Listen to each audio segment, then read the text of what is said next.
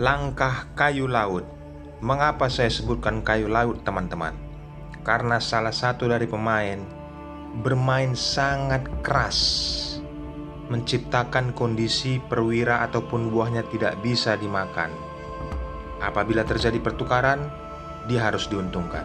Langsung saja kita saksikan Levon Aronian versus Magnus Carlsen. Ambil pelajaran pentingnya dan siapkan konsentrasi yang tinggi. Oh ya teman-teman, bagi kalian yang baru bergabung di Jari Pelawi Chess, jangan lupa tombol subscribe dan nyalakan loncengnya. Channel ini sangat bermanfaat bagimu. Langsung saja, Levon Aronian memegang bidak putih dan Magnus Carlsen memegang bidak hitam. Levon Aronian menaikkan pion D2 langkah dan Magnus Carlsen menaikkan kuda ke F6.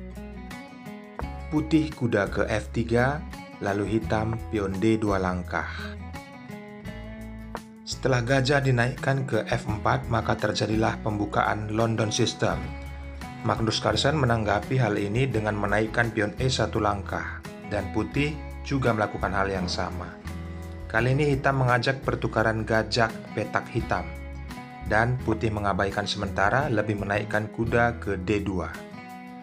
Langkah hitam mempersiapkan jalur gajah tetapi bukan di B7 ya teman-teman. Tetapi di sini kita melihat Magnus Carlsen mempersiapkan penukaran gajah yang ada di petak putih, menaikkan ke A6. Tujuannya bermain ending game. Teman-teman bisa perhatikan setelah gajah mundur ke G3, maka hitam rokade pendek. Putih menaikkan gajah ke D3 dan saatnya, seperti yang saya katakan, pertukaran gajah diinginkan oleh Magnus Carlsen, tapi hal itu diabaikan sementara dan langsung dimakan oleh Magnus Carlsen. Setelah pion menyambut gajah, maka pion C dinaikkan 2 langkah mengajak pertukaran. Tapi ini sangat berbahaya bagi putih karena langkah yang dilakukannya adalah menteri ke A4. Mudah saja, sebenarnya Magnus Carlsen ingin menukarkan menteri. Tetapi belum saatnya, apabila itu terjadi maka gajah akan gratis dipukul oleh gajah. Maka dari itu sebelum dia menukarkan menterinya, dia melangkahkan posisi gajah ke E7. Teman-teman harus ambil ilmunya ya. Tujuan Magnus Carlsen di sini adalah bermain endgame. Makanya tadi kita telah melihat dia menukarkan gajah petak putih. Dan kali ini pertukaran menteri telah diterima. Jelas terlihat tujuannya. Penempatan kuda setelah memakan menteri ada di D7. Kondisi ini sangat diuntungkan bagi hitam teman-teman. Karena langkah kuda sangat leluasa di jalur pertahanan menteri. Putih menaikkan benteng ke C2. Dan hitam menaikkan pion A2 langkah, tetapi putih menghambatnya, karena laju itu apabila diteruskan, maka pion B akan menyambutnya. Setelah putih menaikkan pion A2 langkah, hitam melakukan langkah untuk mendukung tujuan utamanya teman-teman, manuver kuda ke B8. Tujuannya agar bisa ke C6, lalu menempatkan posisi di B4, tempat yang sangat strategis bagi kuda. Setelah benteng bergeser, tujuan langsung diarahkan kuda ke C6, raja bergeser, persiapan untuk membackup gajah petak putih. Lalu hitam menggeser bentengnya ke jalur C. Setelah putih memindahkan rajanya ke E2, maka kuda manuver. Perhatikan, ada pergerakan yang dilakukan hitam untuk menghancurkan pertahanan menteri. Pertukaran terjadi tetapi mengharapkan pion bebas dapat promosi. Kali ini pion H dinaikkan 2 langkah. Sedikit membuat spekulasi dan putih terpancing. Menghambat pergerakan pion, hitam menaikkan pion F1 langkah untuk mempersiapkan tempat raja teman-teman. Perhatikan, setelah terjadi pertukaran pion, maka posisi pion yang dimiliki oleh hitam sangat strategis. F, E, D, dan C sangat kompak. Lihat kondisi kuda yang telah menempatkan posisinya tempat strategis di B4. Benteng putih naik ke C3. Jelas saja kan? Raja telah naik ke F2. Pion memukul pion. Magnus Carlsen membiarkan itu investasi ke depan. Dia melangkahkan pion E1 langkah.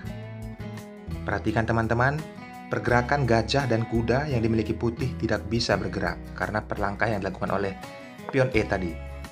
Kuda mundur mencari langkah inisiatif, maka lancaran serangan untuk mendukung rencana awal raja naik ke E6. 1 langkah lebih unggul dari raja putih. Ada pertandingan endgame yang ditujukan Magnus Carlsen dari langkah ini. Kalian harus pahami. Putih menaikkan pion F1 langkah mengajak pertukaran. Mudah saja, hal itu diabaikan dan lebih menjaganya dengan kuda mundur ke C6. Mundurnya kuda tersebut juga menghambat pergerakan pion, teman-teman. Lihat, perwira yang dimiliki putih mentok, tidak bisa bergerak karena pion terjaga yang ada di C. Putih memukul pion dengan pion, mudah saja, langsung disambut oleh pion.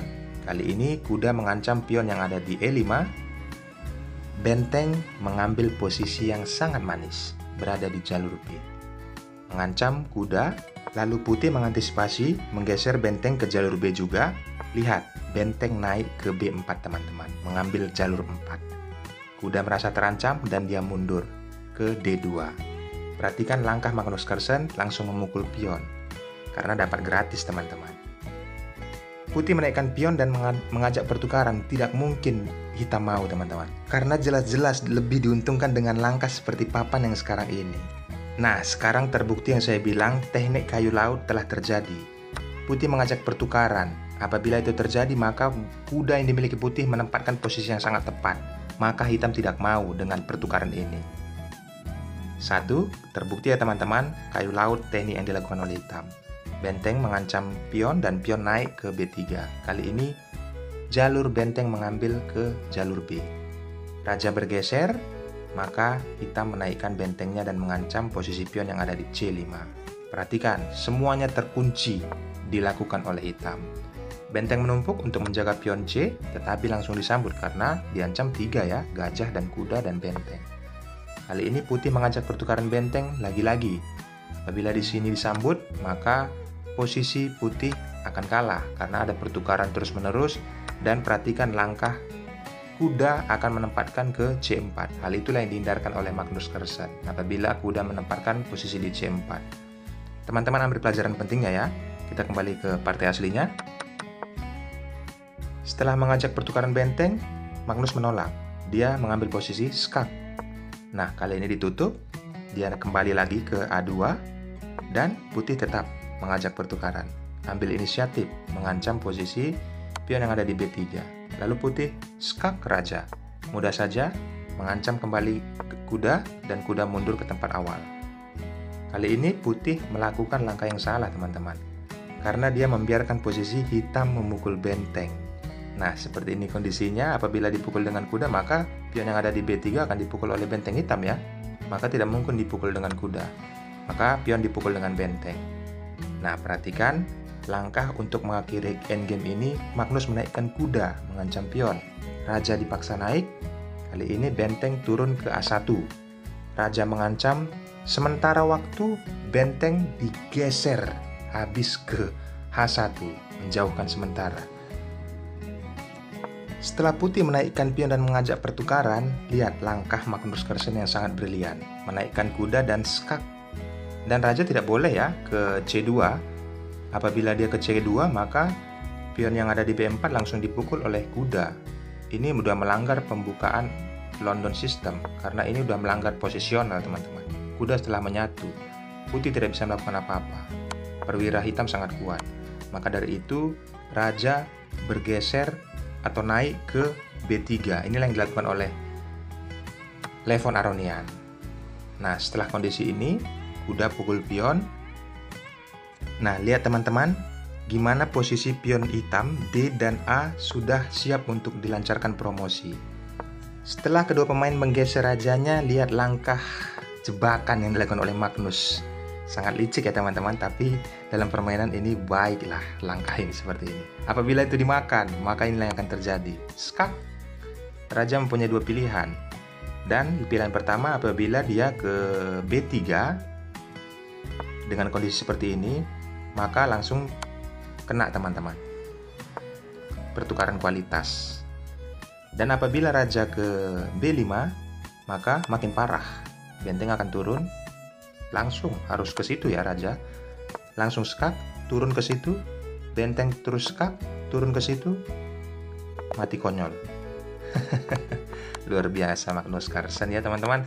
Maka dari itu Levon Aronian tidak memakan pion, tetapi memakan kuda. Mendapatkan dua perwira. Ini sudah dihitung oleh Magnus Carlsen teman-teman. Dan kali ini raja memukul kuda. Lihat kondisi pion yang di D dan di A yang dimiliki oleh hitam.